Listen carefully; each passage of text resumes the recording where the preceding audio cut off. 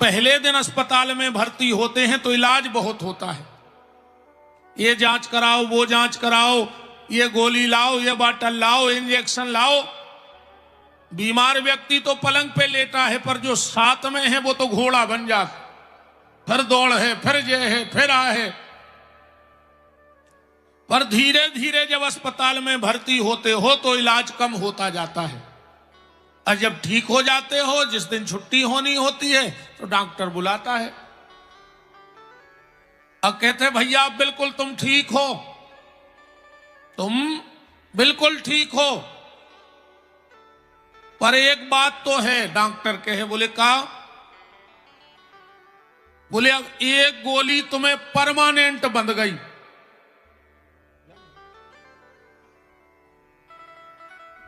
चलो हमारे पुजारी जी आ गए गौशाला से, कथा सुनबे, अब जाने दीजिए। चलो चलो निकल, सलाम, आराम से जाइए, रात में हम आ रहे हैं।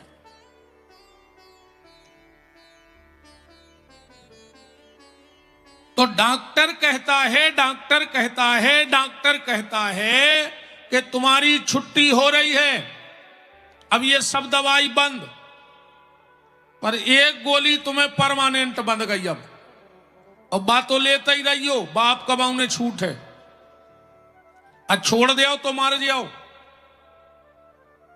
ऐसा ही हम तुम्हारी छुट्टी कर रहे हैं, अब तुम्हारा पूरा इलाज बंद, पर एक गोली तुम्हें परमानेंट बंद गई आखिरी सांस तक, और वो गोली को नाम है राम नाम की गोली, जब आखिरी सांस तक लेते रहियो, न मार जाओ। ये गोली तुम्हें आखिरी सांस तक लेनी है, अब इसको बंद नहीं करना है। और वो गोली क्या है? भगवान का नाम, इसे लेते रहना, इसे बंद मत करना। कोई कुछ भी कहे, वही कुछ भी कहे, इस गोली को लेना बंद मत करना।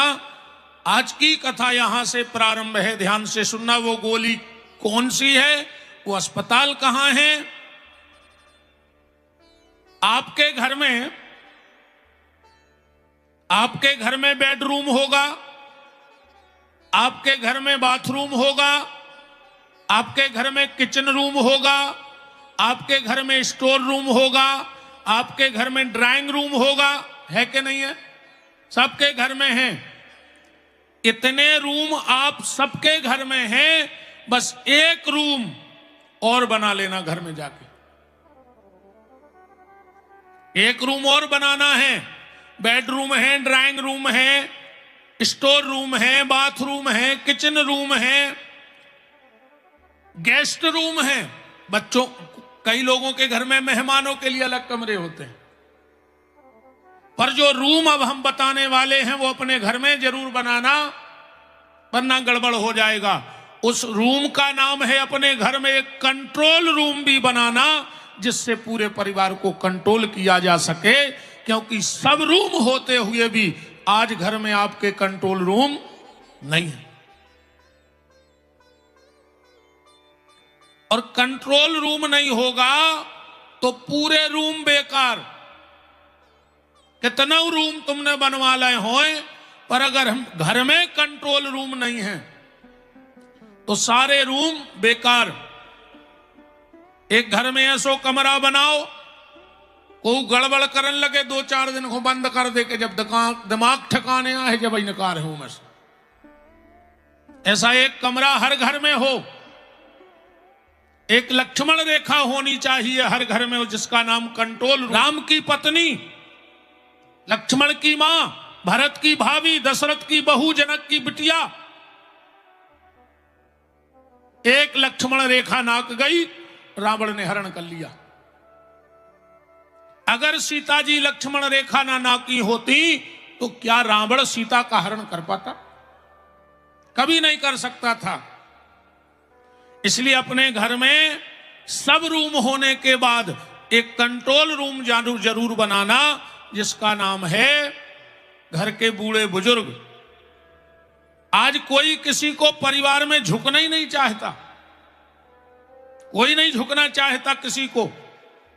और एक बात और सुन लेना, अकड़ना मुर्दे की पहचान है, झुक जाए वो इंसान है। मुर्दा कभी झुकता नहीं है, मरने के बाद आदमी अकड़ जाता है। और जो ज्यादा अकड़ रहा हो,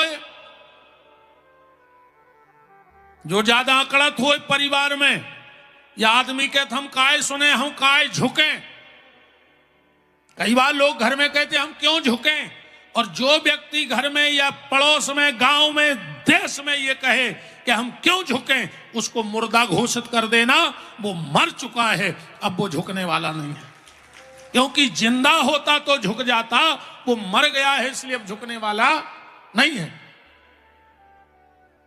आज घर में कोई किसी को नहीं झुकना चाहता।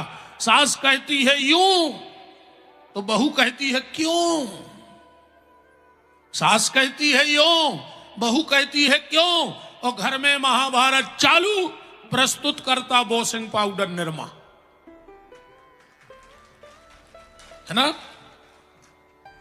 कोई किसी को झुकना नहीं चाहता। झुकना सीखो। अकड़ गए हो तो समझ लेना कि तुम मर गए हो। पति और पत्नी, आज की हालत क्या है, पति कहता है तुम चंद्रमुखी, मैं सूर्यमुखी, तुम भी दुखी और हम भी दुखी, है ना।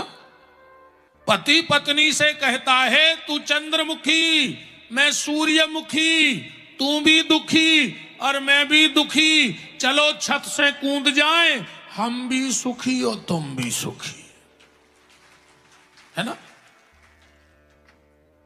झुकना सीखो। भगवान से एक प्रार्थना करना, भगवान से एक प्रार्थना करना, ठाकुर जी रूखी रोटी देना। कार नहीं होता है। अब परिवार अगर हो तो रूखी रोटी में स्वाद है, और अपने ना हो तो 56 भोग भी बेकार है। माता पिता को टाइम दो, थोड़ा सा टाइम सुबह माता पिता को दो, थोड़ा सा टाइम शाम को दो। पर आजकल माता पिता की जा हालत है, एक नाती अपनी दादी के लगाऊंगा, बोले दादी, ए दादी तुम कबे मर हो। नाती बोलो दादी तुम कबे मर हो। दादी बोली बेटा हमारे मरे से तुम्हें क्या फायदा। भाई मान के चलो हम मर भी जाएं तो तुम्हें क्या फायदा। बेटा जा तुमने काय पूछी। नाती बोलो कि दादी हमें फायदा नहीं है, पर हमारी मम्मी को फायदा है। बोले हमारे मरे से तुम्हारी मम्मी को क्या फायदा। बोले रात में मम्मी पापा से कह रही थी कि अगर मम्मी मर गए हैं सास, तो उनको कमरा अपन 5,000 रुपया महीना के किराए से दे दे। अभी तो 5,000 रुपया की आय बढ़ जाए। ये हालत सब परिवारों की है। प्रेम रखो, दो काम एक साथ करना। कभी कभी परिवार के लोग बैठ के एक साथ भोजन करना, कभी कभी परिवार वाले एक साथ बैठ के भोजन करना, और कभी कभी परिवार वाले एक साथ बैठ के भगवान का भजन करना। जहां भोजन और भजन एक साथ होता है वो परिवार टूटते नहीं हैं। आज भोजन भी अलग है और भगवान को भजन भी अलग है। हमने खाली भगवान के मंदिर जाना धर्म समझ लिया, हमने खाली रामायण पढ़ना धर्म समझ लिया, हमने गंगा जी गोवर्धन गिरिराज जाना धर्म समझ लिया। जबकि धर्म की परिभाषा कुछ और है। हमने रामायण पढ़ना तो चालू किया, पर संस्कारों को पोटली में बांध के रख दिया। आज गीता कपड़ा में लपटी घरे धरी, रामायण घरे धरी है सबके, पर कहां पुटरिया में बंदी है, गांठ लगा दई, अपने काम की नहीं आवा।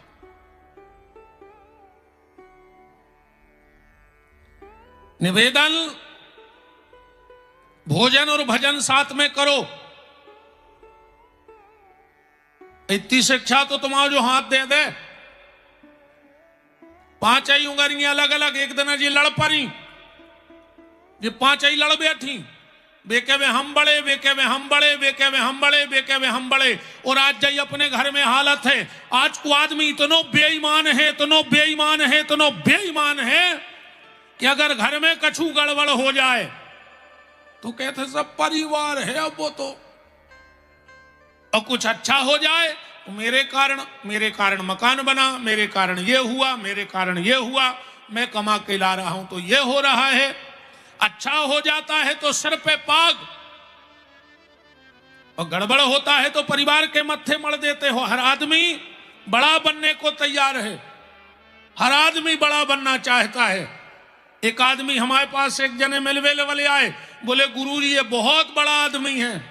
हमने कहा यार हमने दही बड़ा सुनो तो, आलू बड़ा सुनो तो, जो कौन सो बड़ा आदमी है।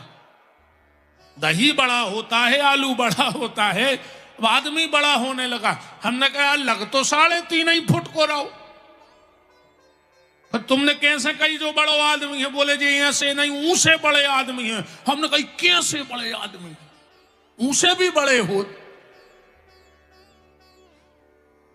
बोले इनके घरे बहुत नौकर चाकर लगे। हमने कहा तो जो बड़ो आदमी नहीं जो अला ले आए, दिन भर पलका पे धरो रहे तो जो नौकरों से काम करा तुझे, जो बड़ो आदमी का खुआए अला लाए।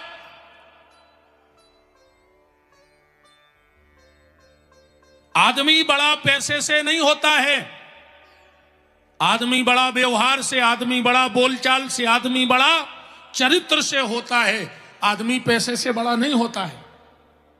था बटन लगाने अंगूठा तो हम बड़े। जाऊंगा बोली कि तुम ऐसे बड़े, अंगूठा से तुम ऐसे बड़े कि तुम्हारे बगल में हम खड़े, हमने हो तो तुम का कर। अंगूठा से कही तुम ऐसे बड़े कि तुम्हारे बगल में हम खड़े, जब तक जा खड़ी हो गई। अब बोले प्रत्यक्ष का प्रमाण देने, हम तो अलग ही दिखा रहे कि बड़ी है। बीच की उंगली ने कहा प्रत्यक्ष को क्या प्रमाण देना, हम तो बड़े हैं। तो जब बोली कि रुक जाओ, भगवान को चंदन लगाने हम आएंगे, गुरुजी को टीका लगाने हम आएंगे, शादी ब्याह में वो का करत है वे अंगूठी सी पैरा थे। अरे कछु कहे थे यार अंग्रेजी में होगा। अवैया चल गए जो तमाशो। ये को कहूं विधान नहीं है शास्त्र में। हमारे घर में पुश्तैनी पंडित आई है 7-8 गांव की। हमने आपको परसों बताया था और इसमें मुझे कोई शर्म नहीं लगती। आज भी हमारे पिताजी भिक्षावृत्ति करते हैं, हम लोग पुरोहिताई करते हैं। आज भी अगर 4-5 गांव की पंडित आई है और 3 शादी अगर एक रात में फंस जाए एक ही भावर में, तो हमें ब्याह पड़ भी जाने पड़त। आज भी हम रात भर ब्याह पढ़े कितने दूर हुए, पिताजी को कहवो है कि चाहे 10,000 को डीजल बार के आइयो, पर अपनी जब पंडित आई आए वो तुम्हें ब्याह पढ़ने पर है, लगन पढ़ने पर है। एक जगह हम शादी पढ़ने गए तो अपन तो मस्त मौला आदमी है, हम लड़का वाले की तरफ से थे, पंडित जी लड़की वाले पंडित जी बेचारे बड़े सज्जन सीधे थे। तो वो अंतर पट को कपड़ा डार वो भूल गए और बिटिया मड़वा में आ गई। तो 4-5 जने आ गए पंडित जी के लगा। अरे बोले पंडित जी तुम्हें कछु नहीं आते आए, तुमने अंतर पट को कपड़ा नहीं डालो। अब वे बेचारे बोले कि ध्यान नहीं रही, बुजुर्ग कहते अपने राम तो सुनत रहे, अपन तो आगे धरे। खड़े खड़े हमने कहा तो बैठो, अंतरपट को कपड़ा डरवा रहा है। अंतरपट को कपड़ा कब डरा, जब पहली बार लड़का लड़की के सामने आवे। हमने कहा पहले ओली मुदरी हो गई, अब तो मैं अंतरपट को कपड़ा दिखा रहा हूं। एक बात बहुत ध्यान से समझना प्यारे, राम जी से किसी ने पूछा कि तुम्हारी शादी के बाद इतने कष्ट क्यों आए? राम जी ने कहा मुझसे एक विधि का विधान पलट गया। बोले क्या? बोले मैंने शादी के पहले पुष्प वाटिका में सीता जी का मुखड़ा देख लिया, इसलिए मुझे इतना कष्ट भोगना पड़ा। तो एक और नाव सिस्टम चलो है जयमाला। जयमाला कौन घुंघरा थे? जेने कछु वीरता को काम करो हो। राम जी ने वर्ल्ड लेवल पे धनुष तोड़ा, किशोरी जी ने माला डाल दी, अर्जुन ने खोलक तेल में मछरिया की आंख भेदी। अच्छा, जब अर्जुन मछली की आंख भेदने जाने लगे तो बगल में भगवान बैठे थे।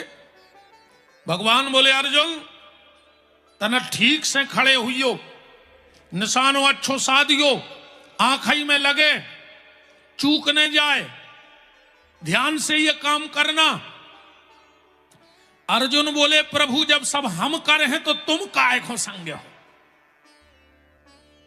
जब सब हम कर हैं तो तुम क्यों बगल में बैठे हो? तुम क्या करोगे?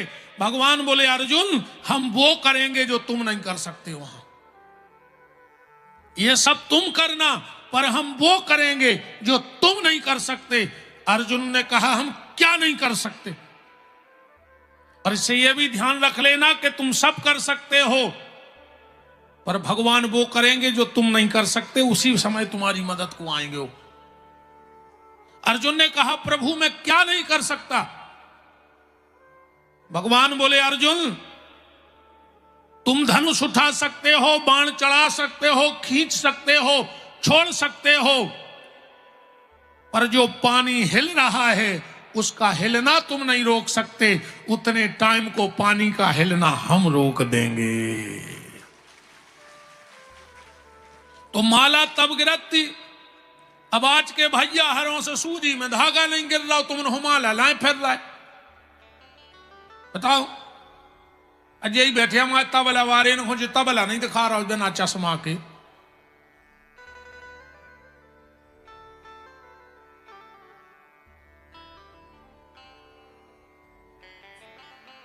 कहां थे? एंगेजमेंट कहते ना। इस उंगली ने कहा कि गुरुजी को टीका लगाने, भगवान को टीका लगाने, एंगेजमेंट में हम ही काम आते से हम बड़े। सिंगरिया खड़ी चुप। इन चार ही ने कहा तुम बोलो। अब्बा बोली तुम्हें मैंने पढ़ो, हम बते सो सब फेल। बोले काय? बोले को नमस्कार करने सबसे आगे हम खड़े, गुरुजी के हाथ जोड़ने सबसे आगे हम खड़े, भगवान के हाथ जोड़ने सबसे आगे हम खड़े, ऐसे हम बड़े। पर चारों का झगड़ा, पांचों का झगड़ा जब समाप्त होगा, जब ये पांचों इकट्ठे हो जाएंगे तो फिर पूरा परिवार बड़ा हो जाएगा। ध्यान से सुनना। ये पांच ही दिन भर अलग रहे थे, पर जब कोरा उठावे जात, जब पांच ही इकट्ठी हो जात कि नहीं हो जात। आपको ये कहीं अलग रह जाए, तुम रोटी खा के बताओ, यह है कोरा मुंह। मतलब परिवार में भोजन साथ में किया करो और भगवान का भजन साथ में किया करो।